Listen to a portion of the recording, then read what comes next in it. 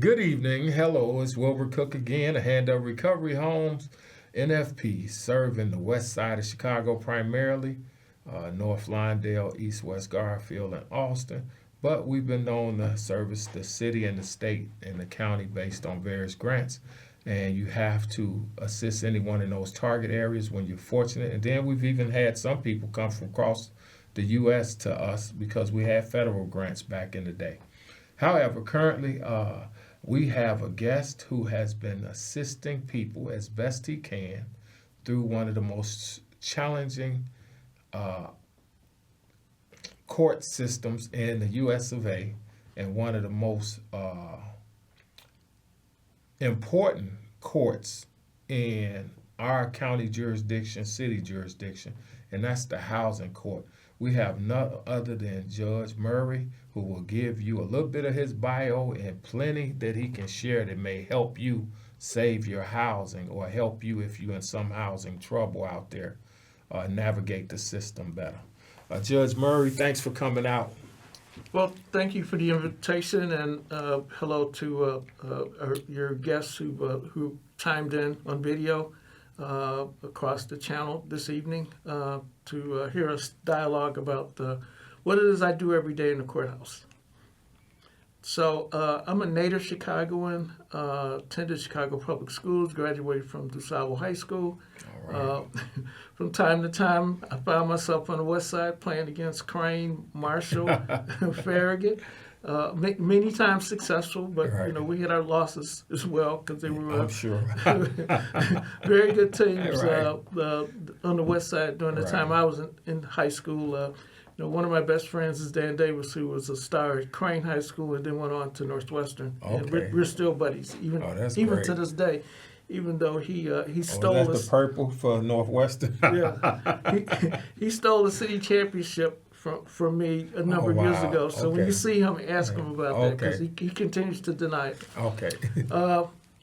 So after DuSable, I was fortunate to obtain and be awarded a basketball scholarship, a small Catholic school in Western Pennsylvania called St. Francis Okay. College at the time, now St. Francis University, and a name that many Chicagoans and folks who followed professional basketball may be familiar with. Norm Van Leer. Yeah, Norm Van Leer. That was Stormy my Norm. that was my college teammate. Oh, wow. Yeah, Okay. yeah, we played together for a couple of years. We had two excellent years. My junior and senior year, we won 20 games both years. Wow. Okay. So we did very well. I got scouted by pro teams, drafted in the NBA. I also was a baseball player, so I got scouted by baseball teams and okay. was scouted by Double Baltimore duty. Orioles and wow. the Cincinnati, what were they called The at Reds that time? then? Reds, back in the Okay. day, Right. and St. Louis Cardinals as well. Oh, and St. Louis. Yeah. Wow. And so Chicago didn't have sense again. But anyway. Yeah, I could throw the baseball about 90 miles an hour back then. Wow. Okay. But in any event, I'm from a military family, so my dad, my two brothers, my cousins, all served in the Army. In fact, my dad should have been awarded the Purple Heart because he was wounded by enemy fire. But you know how it was back then Yes, with unfortunately. discrimination. So I didn't feel that I was entitled to ignore the draft, which occurred back then. And so I wound up spending a year in Vietnam. And that was a very interesting experience, both from the political standpoint and also from being in a different culture. After my discharge from the Army, which was honorable, I went back to the employment that I had before I was drafted at IBM. Oh, okay. I worked there for an additional year, and then I entered law school after that. And I tell the story about a coworker, a colleague, who was at IBM when I left, and his desk faced this wall. There was a column, support column in the building, and his desk faced this support column. And the first thing I remember my first day back was seeing this person's desk still facing this support column. And I said, I think I'm going to be out of here. Oh, So okay. a year later, entered law school at University of Wisconsin. did my first year there, got married the summer between first and second year, and was lucky enough to be able to transfer from University of Wisconsin Law School to Northwestern University Law School here in Chicago. And that's where I graduated from. After law school, I worked in public accounting, then what was known as a Big A law firm, Touche Ross. Now it's known as Deloitte and Touche. Deloitte Touche, okay. In their tax department, also did auditing because they had a very strong professional development program. So you had to do everything, not only the tax work in the department I was assigned to, but also auditing and also what they call management services, which was really consulting. So that's a little bit of my history. I have 4 kids.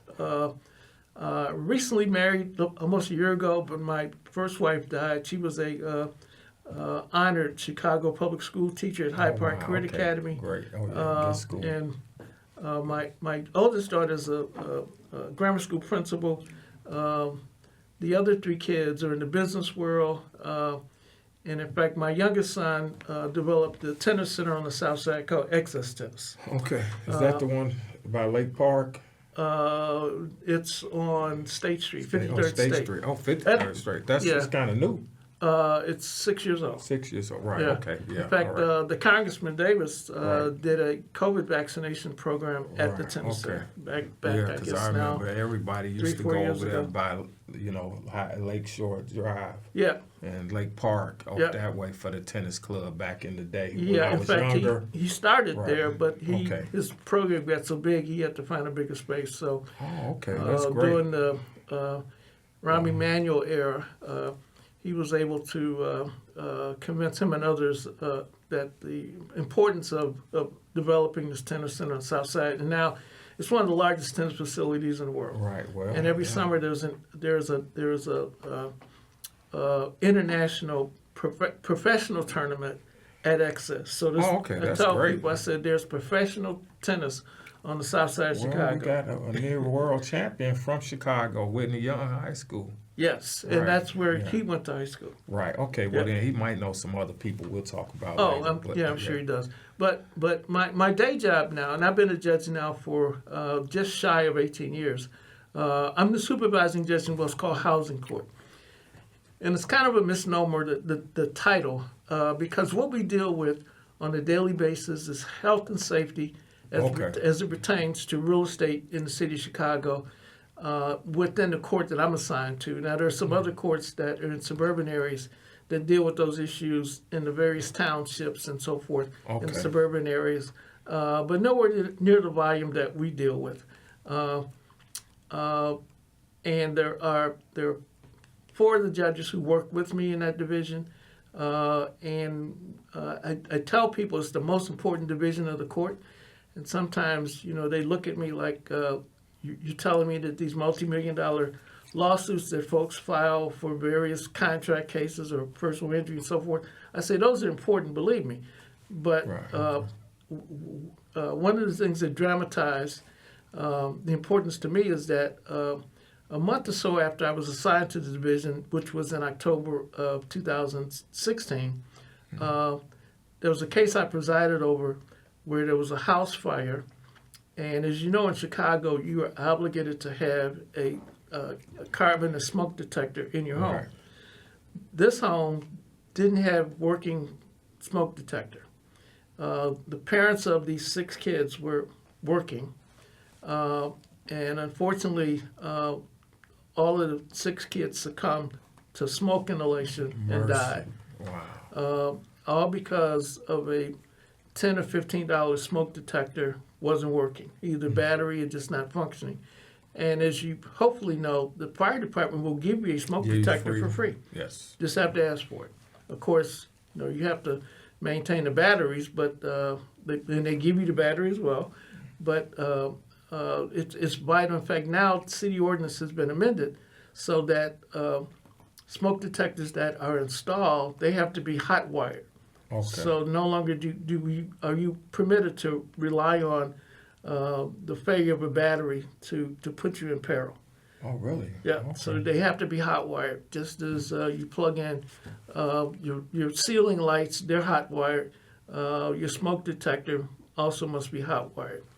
So that's what we deal with on a daily basis. And I also tell my friends that when you sleep in your bed at night, the reason that the ceiling didn't come crashing down on you while you were sleeping is because of the building codes. Okay, right. So the structure of your home or apartment or wherever it is you live, the attachment of the ceiling, be it drywall or plaster, what have you, that's all consistent with the building codes. Okay. And when those things are not done consistent with the building codes, then we have tragedy. So the reason that most of us survive while we sleep at night is because of the enforcement of the building codes. Okay. So been in this division now for 8 years, and it's I didn't appreciate the value of importance of it when I was assigned, but I love where I am and really can't think of a more important division to work on.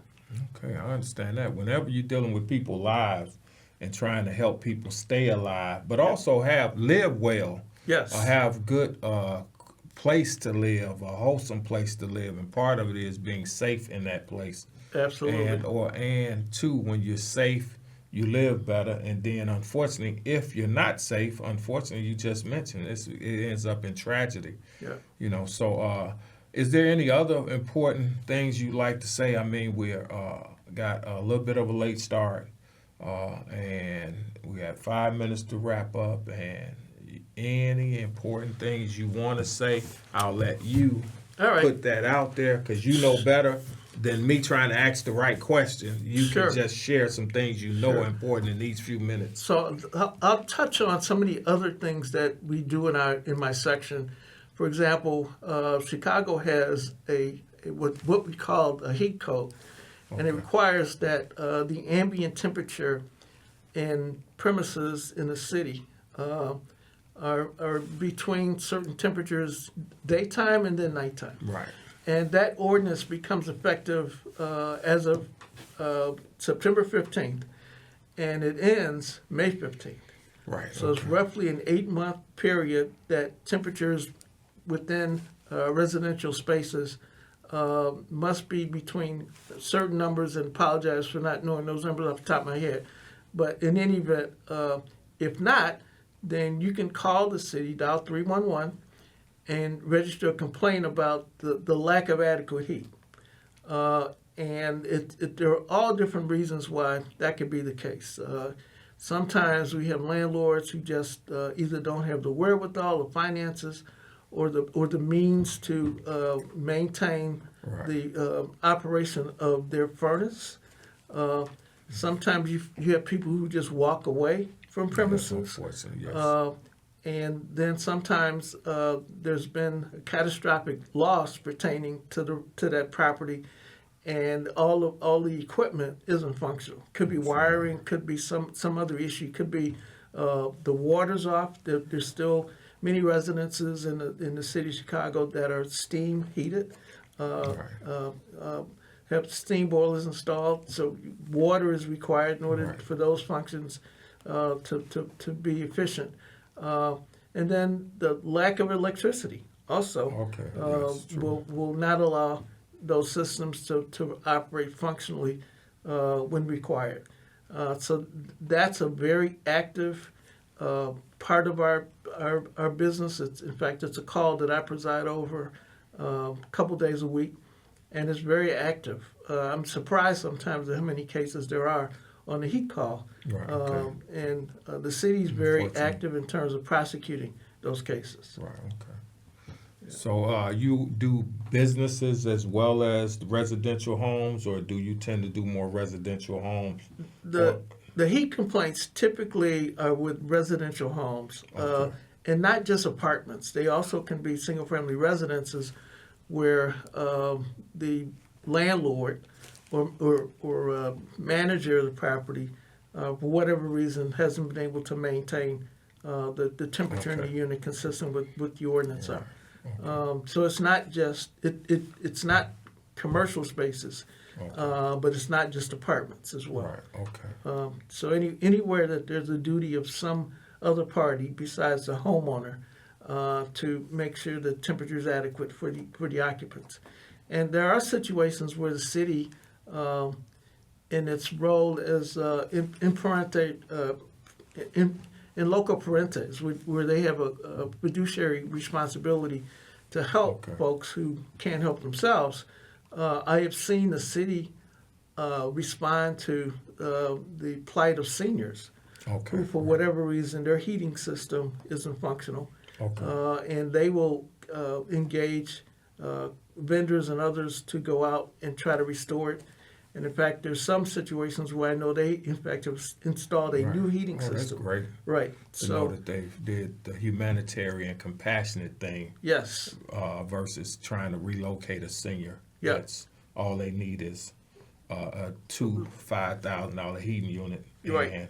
and some help getting that done because of the financial strain when you're on fixed income. So that's great to hear. Yeah, the city is very fortunate at this point to have just a wonderful building commissioner, Marlene Hopkins. She has a big heart, but at the same time, she's got an iron fist and a velvet glove. So when necessary, she can be tough. Okay, well that's great, and unfortunately we've run out of time. It's great having you, but I loved it. For both reasons we're a little late and lost some time, but also because there's so much more information to share with the viewing public, and housing is something important that we do on a transitional basis most of the time, but we have such a nice place. Sometimes people stay around longer, and some have been there 9 and 15 years in some of our units that haven't been utilized for our government programs. But I understand that and look forward to seeing you again, having you again, hopefully in the next segment we do in about 2 months or so. Okay. All right. So we thank you, Judge Murray. We thank you, viewing audience, and blessings.